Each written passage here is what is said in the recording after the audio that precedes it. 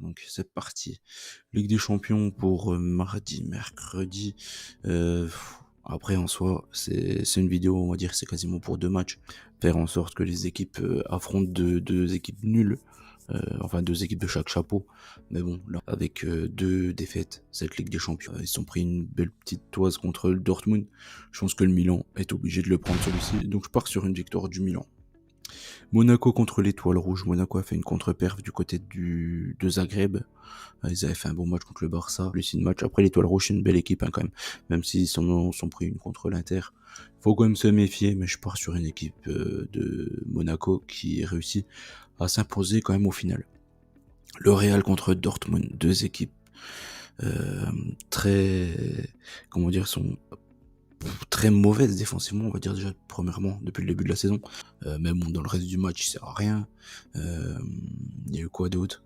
Il n'y a pas eu grand chose au final. Hein. L'homme du match, à la limite Courtois en fait pour le Real. Hein. Donc franchement, c'est pas une équipe qui me botte sérieusement cette saison. Je suis quasiment certain que s'ils continuent comme ça, ils gagneront rien. Qui défensivement est totalement à la rue, est pas mobile du tout, je pense que ça va suffire. Surtout qu'ils sont allés perdre du côté de Lille, les Madrilènes. Donc je pense qu'à domicile, ils vont être obligés de le prendre celui-ci. Donc je pars sur une victoire du Real.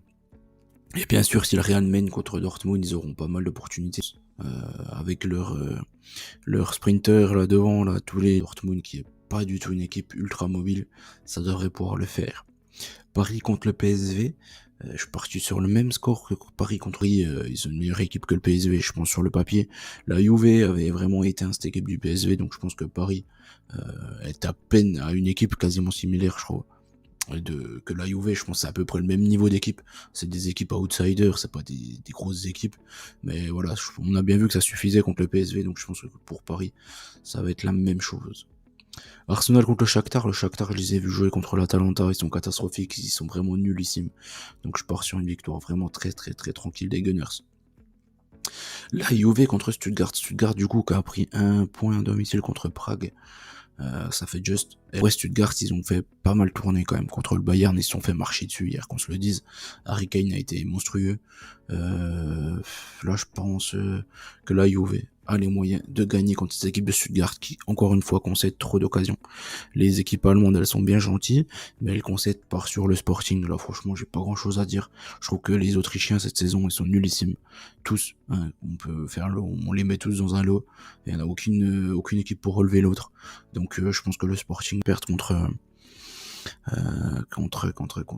Bruges à domicile. Pour moi, Sporting, c'est bien au-dessus de Bruges. Donc, je pense que le Sporting devrait s'imposer. Gérone contre Bratislava. Bratislava, ils se sont fait marcher dessus. Je crois que c'était au Celtic. Donc, je pense que Gérone devrait quand même réussir. Mais qui a du mal à la pousser au fond. Donc faut quand même se méfier. On a eu le cas contre Feyenoord. Ils auraient dû s'imposer contre Feyenoord. Clairement, ils ont eu les plus grosses occasions. Là, je pense que contre Bratislava, quand même, faut pas déconner. Ça va passer. Villa contre Bologne. Villa, c'est clairement le tube de ce début de saison, hein, qu'on se le dit, cette équipe-là. Donc je vais me faire confiance à Villa, qui eux aussi pourraient du coup gagner leur troisième match en 3 rencontres. Et c'est une équipe vraiment à surveiller. Cette équipe de Villa, c'est une équipe qui fait vraiment très très très plaisir. Franchement, c'est une super équipe, cette équipe de Villa. Donc je vais leur faire confiance à domicile contre Bologne. Normalement, ça passe. Donc voilà, je vais pas mis de surprise au fait en soi. Comme je vous ai dit, il y a trop d'écart de niveau, je trouve. Les deux matchs où il pourrait y avoir des surprises, c'est clairement le match du Real et le match de la Juve. Mais tout le reste, normalement, il devrait pas y avoir de surprise. Peut-être un nul par-ci par-là, mais c'est tout, quoi. Franchement, les favoris devraient respecter leur rang. Cette journée de Champions League, ça va être un peu plus compliqué. La deuxième partie. Atalanta contre le Celtic. Pour commencer, le Celtic, pareil, ils se sont fait atomiser contre Dortmund. L'Atalanta, je les vois vraiment pas être inquiétés à la maison contre cette équipe de Glasgow. Je pars sur une victoire tranquille. Un peu comme, Arsenal contre le Shakhtar. Ça va être à peu près pareil, je pense. Deux matchs plutôt tranquilles. Brest contre Leverkusen, moi j'aime bien nos acquis. On va faire reposer Florian Wirtz ce week-end. Il va être chaud patate, on connaît le magicien. Donc ici, je me fais pas du tout de soucis pour cette équipe de Leverkusen. Je les vois vraiment leur mettre un bon gros frelon à cette équipe brestoise.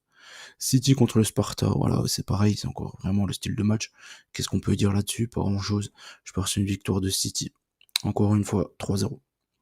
L'Inter, du côté des Young Boys, les Young Boys, cette saison, ça joue le maintien. Ils se sont fait atomiser à domicile par Villa. Je pense que l'Inter, ça va être à peu près du même acabit. Je trouve c'est toujours compliqué de jouer chez eux sur leur synthétique, mais donc du coup, je suis parti sur le fait qu'ils marquent quand même un petit but. Mais dans tous les cas, je joue l'Inter au final. Après, voilà, là, on a peut-être nos deux seuls matchs intéressants au final. Barcelone-Bayern et Leipzig contre Liverpool. Barcelone-Bayern, pour commencer, déjà, il y a le Barça qui va jouer le Real en championnat 3 jours plus tard, donc je pense que ça va être clairement être dans leur tête. Et de l'autre côté, t'as le Bayern qui joue à Bochum juste derrière, donc je pense que ça va être une formalité pour eux. Donc ça va être vraiment eux leur match phare de la semaine, ça sera celui-ci. Alors que pour le Barça, clairement, je pense que s'ils devraient faire une hiérarchie des matchs, ils préfèrent battre le Real que le Bayern. Donc ici, j'ai pris un avantage Bayern pour moi. Je trouve qu'ils ont une meilleure équipe, tout simplement. Ils font plaisir à voir. Hier, ils ont été totalement monstrueux.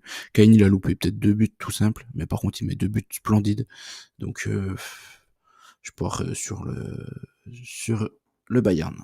En plus, le Bayern, c'est une équipe qui réussit plutôt bien contre le Barça en général. Leipzig-Liverpool. Leipzig, au final, ils ont fait 2 défaites pour le moment. Une défaite contre la Juve et une défaite contre à l'ouverture contre l'Atlético. 2 défaites en toute fin de rencontre. Liverpool, ils vont avoir un gros match contre Chelsea aujourd'hui. Liverpool, moi, c'est peut-être l'équipe qui m'a fait la plus grosse impression du côté du Milan. Mais je vois pas Leipzig perdre 3 matchs quand même. 3 matchs de suite. Liverpool, ils sont déjà sur 2 victoires. Je suis pas sûr qu'ils, je suis pas sûr qu'ils vont vraiment avoir la tâche facile du côté de Leipzig. Donc je suis parti sur un nul ici. Sur un nul entre ces deux équipes. L'Atlético contre Lille, pour moi, ils boxent pas dans la même catégorie, même si l'Atlético est ultra décevant cette saison une nouvelle fois encore. Je pars sur l'Atlético. Franchement, clairement, Lille, ils m'ont fait une très mauvaise impression contre Monaco. S'ils jouent le même match contre l'Atlético, ils vont se rouler dessus. Benfica contre Feyenoord. Benfica, depuis le changement de coach, ils enchaînent que des victoires, que des victoires, que des victoires. Feyenoord, j'ai bien regardé une bonne partie du match quand même contre Gérone, ils ont concédé énormément d'occasions. Contre cette équipe du Benfica, ça va pas pardonner. Donc je pars sur une victoire du Benfica. Et la dernière, ça sera Salzbourg contre le Zagreb. Salzbourg, j'ai regardé une bonne partie aussi du match hier, parce que j'avais chopé l'over 1,5 en live à la mi-temps. Franchement, ils sont pas impressionnants du tout, quoi. Défensivement, ils sont totalement à la rue. Zagreb aussi, ils ont fait 2-2 contre Istra. Ils ont profité d'un rouge, un penalty. Euh, Moi, si je devrais faire confiance, en fait, c'est 2 équipes ultra jeunes. Si je devrais faire confiance plus à une équipe, ce serait plutôt à l'équipe de Zagreb. Je trouve que la jeunesse croate, elle m'impressionne bien plus que ces joueurs de Salzbourg, même s'ils ont Gluck que j'aime beaucoup. Konaté qui a réussi à marquer un but, mais ils vendangent quand même aussi pas mal. Je vais faire confiance à Zagreb. Dans ce match-là, c'est un peu la petite surprise du tableau. Voilà, j'espère que la vidéo vous a plu. N'oubliez pas qu'on gagne, on perd ensemble. Je vous souhaite bonne chance à tous et je vous retrouve pour les vidéos des championnats pour le week-end prochain. Allez, ciao tout le monde et bonne chance à tous.